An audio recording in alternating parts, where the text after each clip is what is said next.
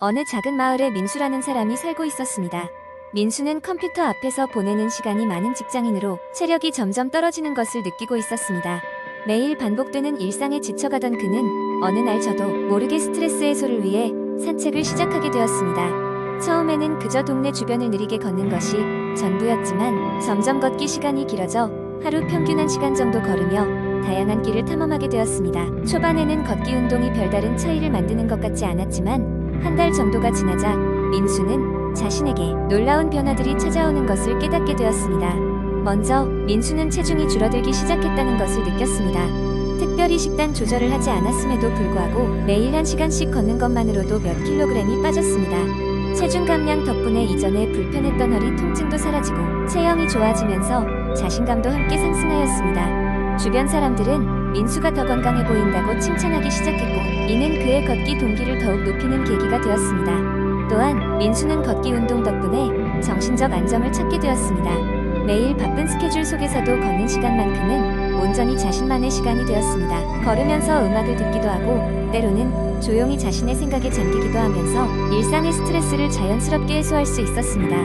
이로 인해 이전보다 더 명확하게 문제를 해결할 수 있게 되었고 집중력도 향상되었습니다. 뿐만 아니라 걷기는 민수의 체력을 향상시키는 데도 큰 역할을 했습니다. 방전되기 일쑤였던 그의 에너지는 걷기 운동을 시작한 이후로 크게 증가했습니다. 아침에 일어날 때 느끼던 피로감이 줄어들고 하루 종일 활기차게 일을 할 수 있게 된 것입니다.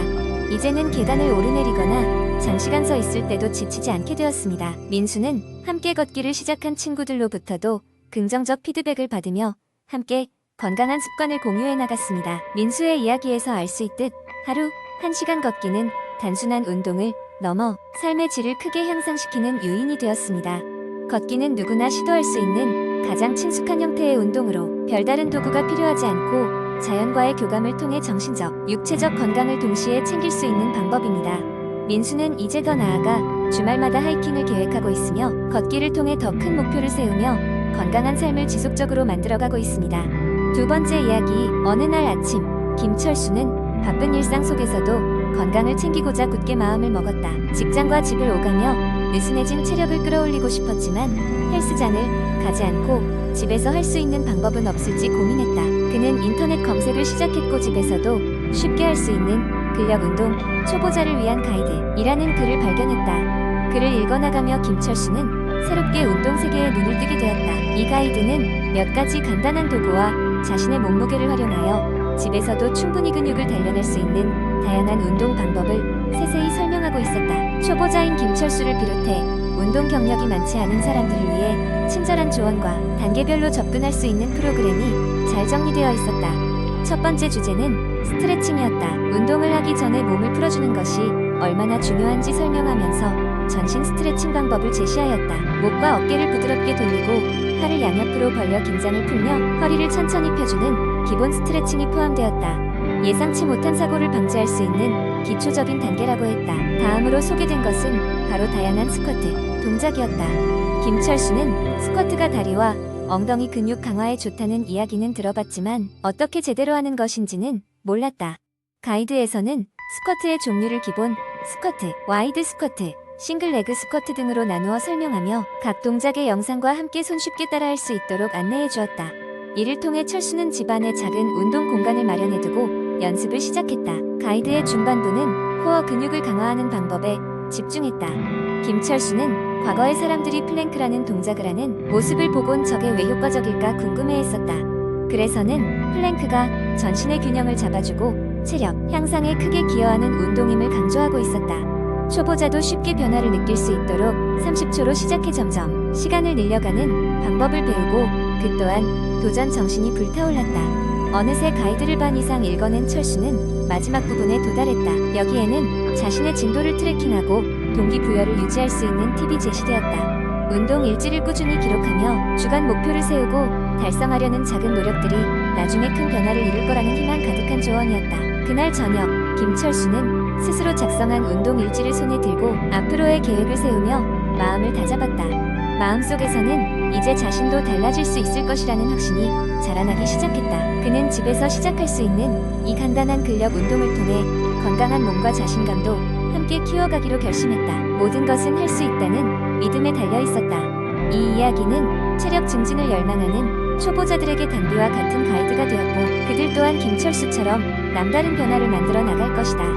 세 번째 이야기, 운동은 건강한 삶을 유지하는 데 있어 필수적인 요소 중 하나로 손꼽힌다.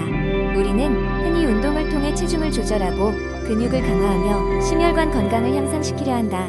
하지만 운동으로부터 최대의 혜택을 얻기 위해서는 적절한 영양 공급이 필수적이다. 그렇다면 운동 전후 우리의 몸이 진정 필요로 하는 영양소는 무엇일까? 운동 전에 필요한 영양소는 주로 탄수화물과 약간의 단백질이다. 탄수화물은 운동 중 필요한 에너지를 공급하는 주요 원천으로 운동 전 탄수화물을 충분히 섭취하면 우리의 몸은 더 오래 강하게 운동을 지속할 힘을 얻게 된다. 예를 들어 바나나나 오트밀, 통곡물 시리얼 등은 운동 전 섭취하기에 이상적인 탄수화물 공급원이다. 이와 함께 약간의 단백질을 추가하면 더욱 도움이 된다. 단백질은 근육의 유지와 회복에 중요하기 때문에 견과류나 요거트와 같은 음식이 좋은 선택이 될 수 있다. 운동 후에는 근육 회복과 재생을 돕는 단백질 섭취가 중요하다. 운동 중 손상된 근육 섬유는 단백질을 통해 재건된다. 따라서 운동이 끝난 후 30분 내로 단백질을 섭취하는 것이 이상적이다. 근력 운동을 한 경우 단백질 쉐이크나 닭가슴살 같은 고단백 음식을 권장한다. 또한 운동 후에는 사용된 에너지를 보충하기 위해 탄수화물을 섭취하는 것도 중요하다. 스위트 포테이토, 퀴노아, 브라운 라이스 등 복합 탄수화물을 통해 에너지를 보충한다면 지친 몸에 빠르게 활력을 불어넣을 수 있다. 그리고 간과해서는 안 될 또 다른 중요한 요소는 바로 수분 공급이다. 운동 중 우리는 땀을 흘리며 수분과 전해질을 잃는다. 이러한 손실을 보충하지 않는다면 탈수 상태에 빠질 위험이 있다. 따라서 운동 전후에는 충분한 물을 마셔 체내 수분 균형을 온전하게 유지하는 것이 중요하다. 특히 장시간 운동을 하거나 적정 온도보다 높은 환경에서 운동한다면 스포츠 음료를 통해 전해질을 보충하는 것도 고려해 볼 만하다.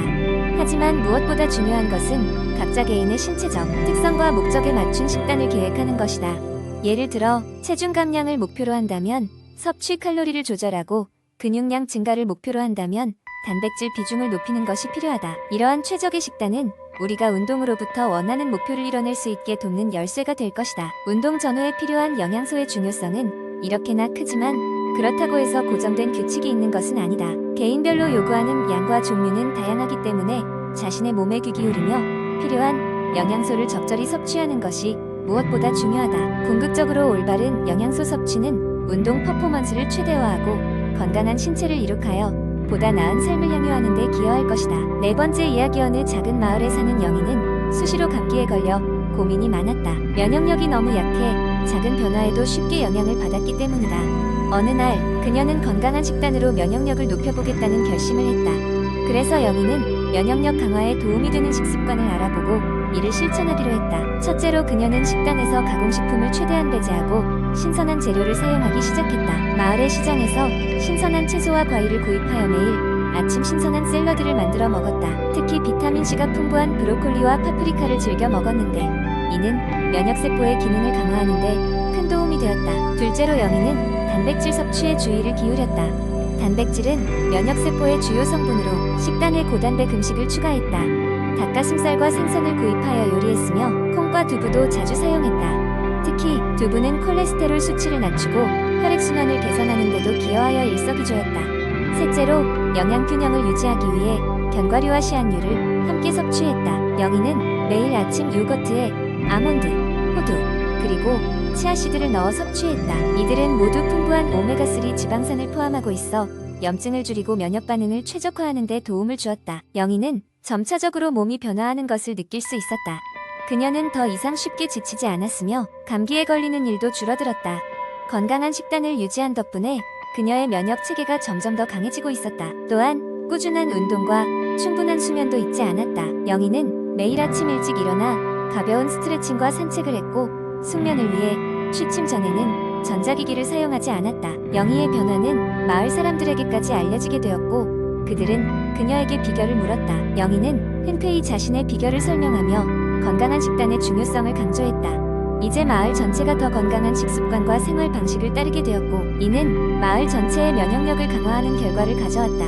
영희는 이런 변화를 통해 자신의 경험이 다른 이들에게 도움이 되었다는 사실에 큰 기쁨을 느꼈다. 이러한 건강한 식단이 가져온 긍정적인 변화를 통해 그녀는 앞으로도 그 생활 방식을 유지하겠다고 다짐했다. 이렇게 영희와 그녀의 마을 사람들은 건강한 식단과 올바른 생활 습관을 통해 더욱 강력한 면역력을 갖게 되어 행복하고 건강한 삶을 이어나갔다.